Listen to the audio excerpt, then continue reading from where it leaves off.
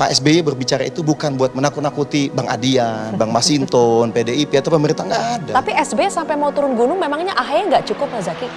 Ya namanya kan Demokrat ini kan partai yang istilahnya kan ingin memperjuangkan aspirasi rakyat. Ya kan, ada aspirasi bahwa rakyat harus ingin ada pasangan calon ketiga gitu. Pasangan yang memperjuangkan perubahan dan perbaikan gitu. Nah, kemudian beliau ini kan seorang yang sangat demokratis ya. Gitu ya.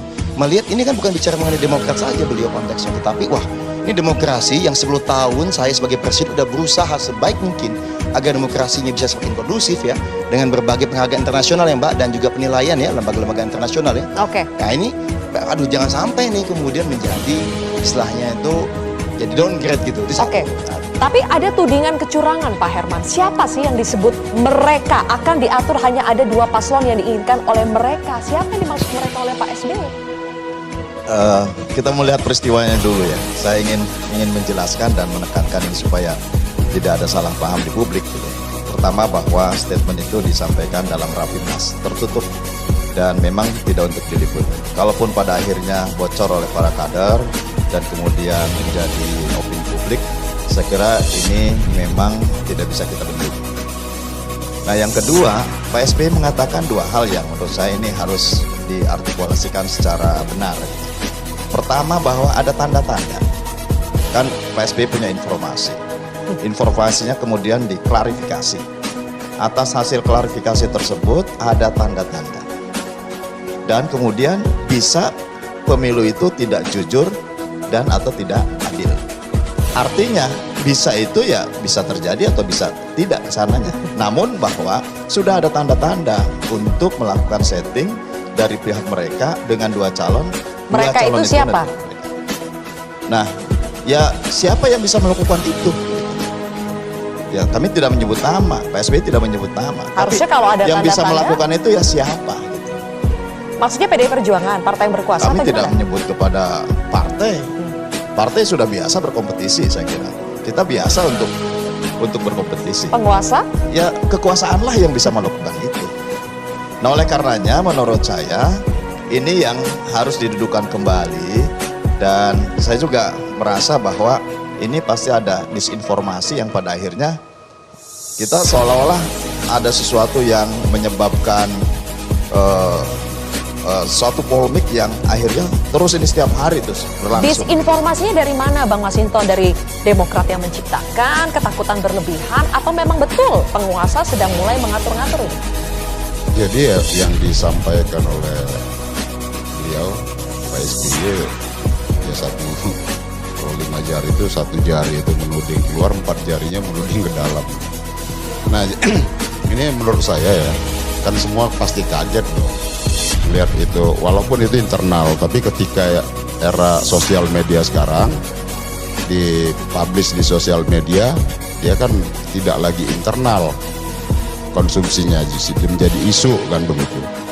Nah nggak ada angin nggak ada badai, kemudian ada tudingan bahwa 2024 nanti akan tidak jujur kan begitu ya, akan ada 2 pasang calon kan begitu. Iya. Nah kalau 2 pasang calon tidak jujur kan itu aneh. Tidak jujurnya di mana? Sementara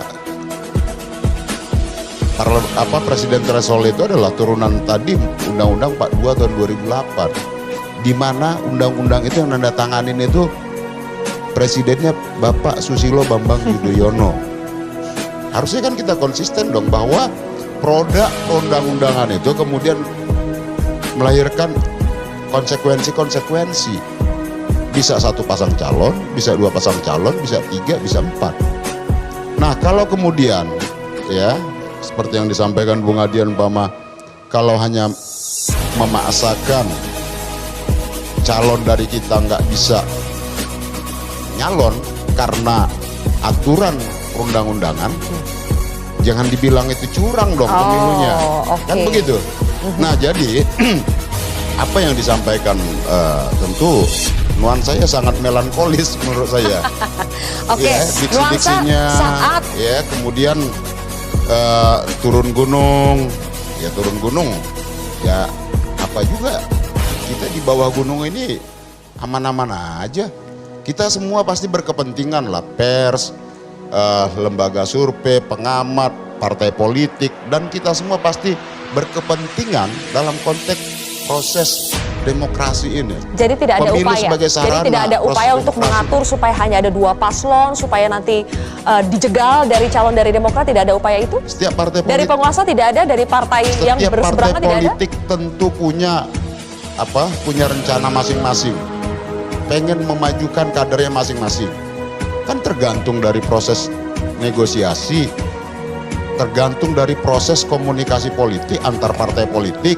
Karena kalau syarat pencalonan itu adalah partai politik dan gabungan partai politik. Oke. Nah, Baik. kalau kemudian kita tidak mampu membangun komunikasi untuk memenuhi syarat ya pencalonan calon yang kita usung, jangan dibilang dong kemudian pemilunya curang. Oke. Jadi menurut Anda ini adalah ketidakmampuan Demokrat sebetulnya? Saya tidak katakan itu. Tetapi Oke.